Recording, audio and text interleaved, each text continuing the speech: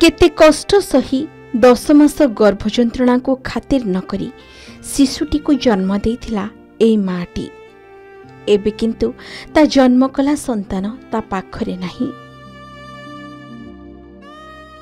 किए चंचकता करी नहीं जाइछि ता छुआ को आउ एबे म्रियमाण हुई किछि उपाय न पाई असहाय अवस्थारे पसी रहिछि एई निरीह माटी। सतरे जेमिति ए समाजरू हजिगलाणी मनिषत्व। मनिष मनिषर शत्रु पालटुछि। जेमिति विश्वास नामक शब्द एही पृथ्वी पृष्ठरू कुआडे गायब हो जाइछि। एभली एक अभावनीय घटना घटिछि भद्रक सहर स्थित पोस्ट ऑफिस छक निकटरे। सूचना मुताबक गत 7 तारिख दिन भद्रक ग्रामांचल थाना अधीनस्थ महुदा अंचलर मामुनी मुंडा नामक जने गर्भवती महिला भद्रक सहर को आधार सहित मोबाइल लिंक करने को आसीथिले। तेबे हठात तांको देह असुस्थ लागिबारु से पाखरे थिबा एक मंदिर निकटरे सोई पड़िथिले। सेही दिन राति प्राय 12टा समय सेठारे से एक शिशु को जन्म देइथिले।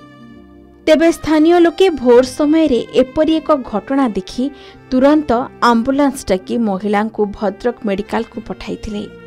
तेबे महिला कहिबा अनुसार परे सेठारे जने अजणा महिला कुआडे तांकु ओ तांको शिशु को कटक नहीं जिबा को कही डाकी नेथिले।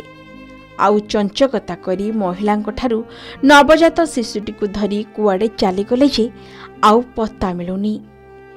तेबे ए घटना परे जन्म कला ए माँ जनक पोस्ट ऑफिस छक निकटरे निजर नवजात शिशु को न पाई म्रियमाण होई बसिथिले। एही खबर प्रचारित हेबा परे वन स्टॉप सेंटर रो कर्मचारी माने आसी महिला जनकु तांको ऑफिस को नेई घटना संपर्क रे पचरा उचरा करी सब बुझिथिले।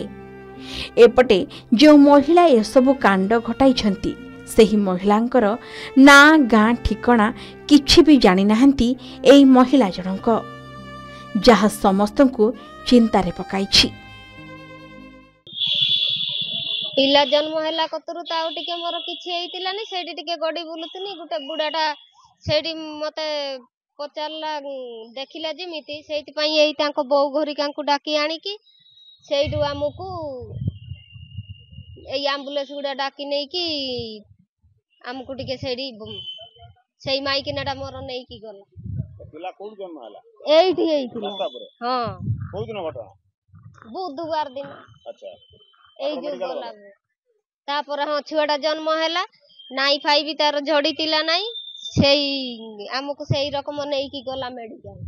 के नै गला सेई माइकिनाटा नै की के रेडी सा ना कोन नाटा मु जानि नि पा के कम सांगो ना की ना मु ताकू चिन्नी नै की जानि नै सीए खाली मते कहला चाल तू मेडिकल चाल एम्बुलेंस 3-4टा डाकिला सेई एम्बुलेंस वाला भी मना कला सेइटो आ गुडा एम्बुलेंस ताकू जबरदस्ती करी की मते नै की आसिला भद्रक मेडिकल रही जे झियो गुडा अछंती ना कोन सुइता एटा सेई मेडिकल रो मते सेइटू हाई कटक मेडिकल नै गला। कटक मेडिकल नै की गला सेइटा भी 2टा आले पहुंची गनु 2टा आले पहुंची की हमकु कोइला उची ट्रेन रो पळेई आसिनु पळेई आसी की एइठू चरम पार गुटे टली वाला संगर आसिनु हमकु बाटर उलै देला सेई बाट कतरु ये जो घटना 4 तारिख राति रे हिची मु घरु बाहला यांकर रोज राति 12टा छुआ जन्म ही सैलेनी हम काउंसलर तम फोन करी की एम्बुलेंस को डकैथिले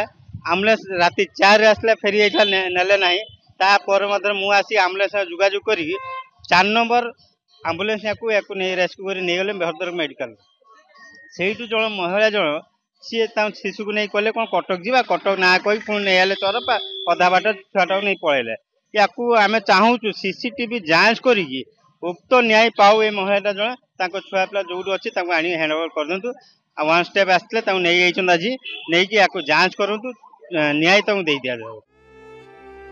खुशी रे लोक माने बहुत उत्साहित हो जांती।